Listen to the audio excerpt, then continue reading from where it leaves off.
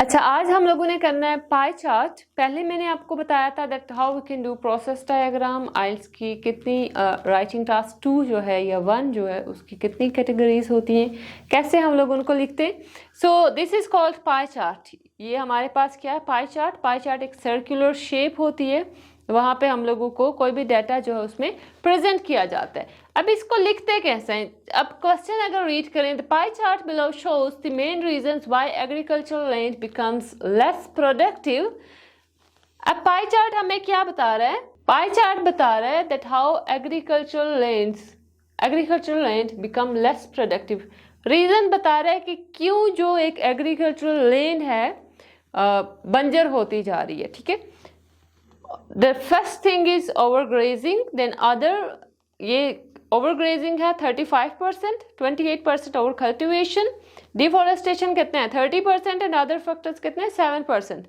अब जो टेबल क्या शो कर रहा है, the table shows how these causes affected 3 regions of the world during the 1990s।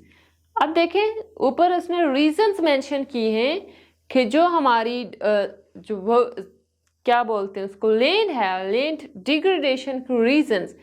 और इन द टेबल वो क्या मेंशन कर रहे हैं कि इन रीजंस की वजह से जो डिफरेंट कंट्रीज हैं या जो हैव या different parts of the world region, North America है, यूरोप है, ओशियानिया है, ये 3 पार्ट्स कितने % इफेक्ट हो रहे हैं। फॉर एग्जाम्पल यहाँ पे अगर आप लोग देखें, डिफॉरेस्टेशन की वजह से नॉर्थ अमेरिका 0.2, यूरोप 9.8 और ओशियानिया 1.7%।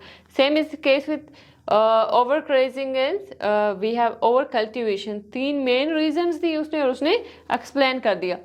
अब जब भी हम लोग करते हैं पाई चार्ट या कोई भी राइटिंग टास्क 1 करते हैं, first we will look at the major and minor factors कि मेजर फैक्टर्स क्या हैं और माइनर फैक्टर्स हमारे पास क्या शो हो रहे हैं। अब देखें मेजर फैक्टर की अगर बात करें, यहाँ पे क्या है, ओवरग्रेजिंग कितनी है 35%। 35% ओवरग्रेजिंग है, सबसे हाईएस्ट रेशियो है। Then on the second number we have deforestation, third number पे ओवर कल्टिवेशन है, और लास्ट हमारे पास जो पॉइंट है दैट इज अदर फैक्टर्स। बाकी जो फैक्टर्स है वो सिर्फ 7% है। अगर इन रीजंस के बेस पे जो लैंड इफेक्ट होती है, रीजन्स इफेक्ट होते हैं, वो सबसे ज्यादा कौन सा रीजन इफेक्ट होता है, दैट इज यूरोप। यूरोप का आप देखें 23%। अब इसको हमने स्टार्ट कैसे करना है, पिक्चर तो हम लोगों ने देख ली, ठीक है, ये फैक्टर्स हैं, इसमें इन फैक्टर्स की वजह से लैंड डिग्रेड हो रही है एंड ये जो कॉजेज थी, इन कॉजेज ने इन रीजन्स को इतने % इफेक्ट किया। जब भी हम राइटिंग टास्क 1 स्टार्ट करते हैं, first you have to write introduction में आप ये करेंगे, क्वेश्चन को पैराफ्रेज करेंगे। पैराफ्रेज का मतलब ये होता है first write the question in your own wording, question को अपने अल्फाज में लिखें। The pie chart below shows the main reasons why agricultural land becomes less productive. The table shows how these causes affected 3 regions of the world during the 1990s। इस statement को यहाँ से लेके यहाँ तक आपने अपने वर्ड्स में लिखना है, इसको अपनी वर्डिंग में लिखें, दैट इज कॉल्ड। अब ये देखें this one, the pie chart indicates, वहां पे शोज था, हमने शोज को चेंज करके लिखा इंडिकेट्स। एक है pie chart is singular so we will use indicates. हमारे पास पाई चार्ट प्लस टेबल 2 एक साथ दे दिए गए, तो पाई चार्ट के लिए हमने लिखा indicates the factors that negatively affect the productivity of agricultural lands world wide while the table data illustrates, data illustrates।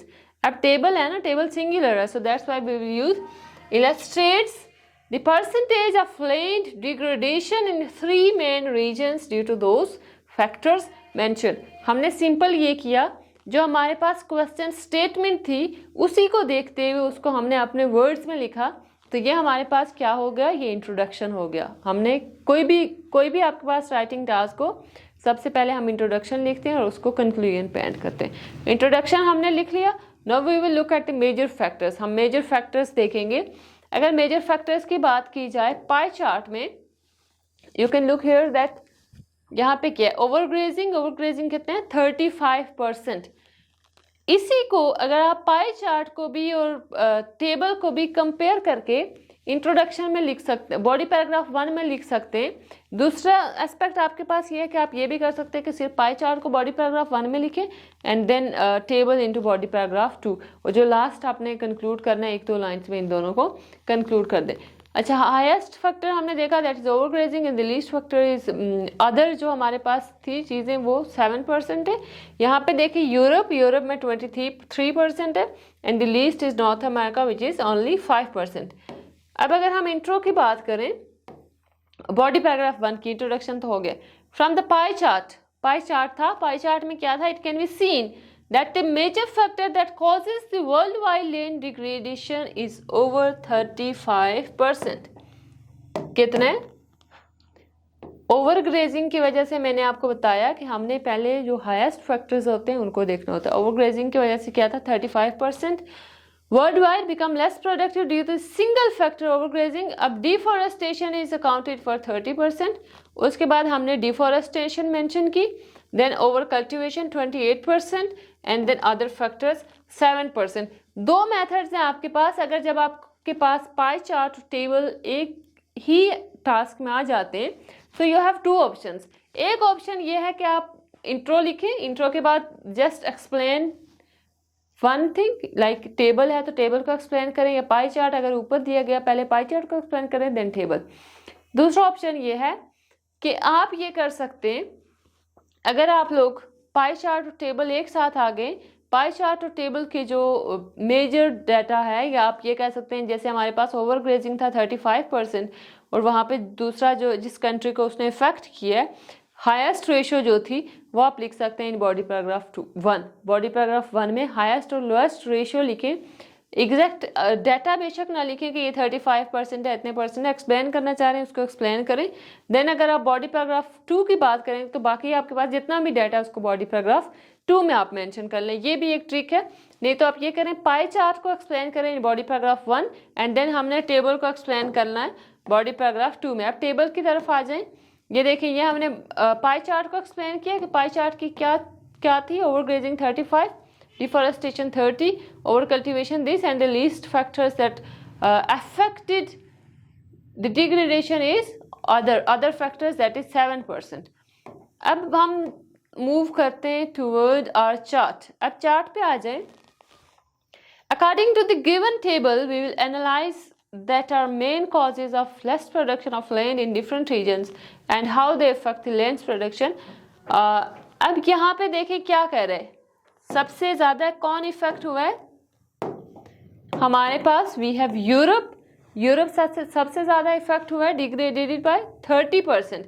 और सबसे अगर कम बात की जाए, यस, अब यूरोप में हम ये देखेंगे, अगर आपने यूरोप की बात की है ना ऊपर, जब भी मैंने आपको पहले बताया था, अगर आप राइटिंग टास्क 1 कर रहे हैं तो ये इंपॉर्टेंट नहीं है कि आप हर एक चीज़ को मेंशन करें। You have to note down the main points and relevant features बताएं एंड देन कंपेयर करें चीज़ों को।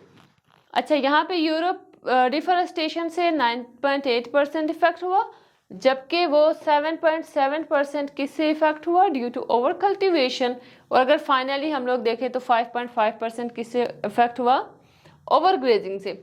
अब यूरोप के बाद आप ये करें, बाकी जो 2 फैक्टर्स थे आपके पास, नॉर्थ अमेरिका एंड ओशियानिया, सो उन दोनों को भी हमने कंपेयर करके यहाँ पे लिख लिया। उनको एक्सप्लेन करना ज़रूरी नहीं है। लीस्ट फैक्टर्स या जो माइनर फैक्टर्स होते हैं उनको एक्सप्लेन आप बेशक ना करें, क्योंकि आपकी वर्ड लिमिट होती है that you have to write at least 150 words.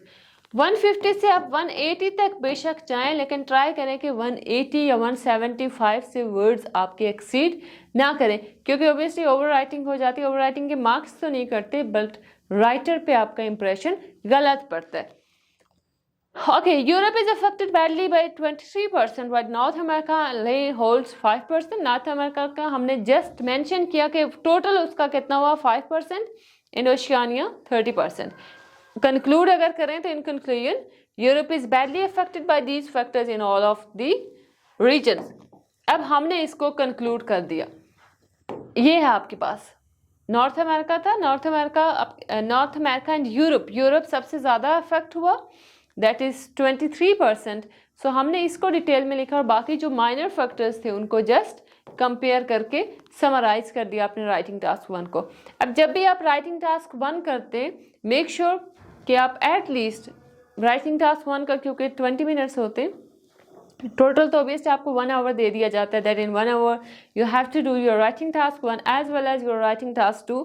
But make sure कि आपके पास 2-3 मिनट होने चाहिए कि आप राइटिंग टास्क 1 की स्पेलिंग्स चेक करें, क्योंकि जो लेक्सिकल रिसोर्स सेक्शन है वहाँ पे आपकी स्पेलिंग्स चेक की जाती हैं कि आपकी स्पेलिंग कितनी सही है कितनी गलत है। सो आप लोगों ने ये करना है कि अपने राइटिंग टास्क 1 को और राइटिंग टास्क 2 को भी, दोनों का आपने रीड करना है, ताकि आपकी जो स्पेलिंग एरर्स जल्दी में लिखते हुए हम लोग समटाइम मिस्टेक्स कर देते हैं ग्रामर की, वो आप लोगों की ना हो, ताकि आपके बाकी अगर स्कोर कट भी रहे तो वहाँ से आपके बैंड अच्छे आ जाएं। इंशाल्लाह हम लोग नेक्स्ट वीडियो में डिस्कस करेंगे about line graph and bar chart. Already हम लोगों ने काफ़ी वीडियोस अपलोड की हैं on our YouTube channel, that is Vishal English house. इंशाल्लाह मिलते हैं हम लोग नेक्स्ट वीडियो में। Thank you so much. अल्लाह हाफिज़।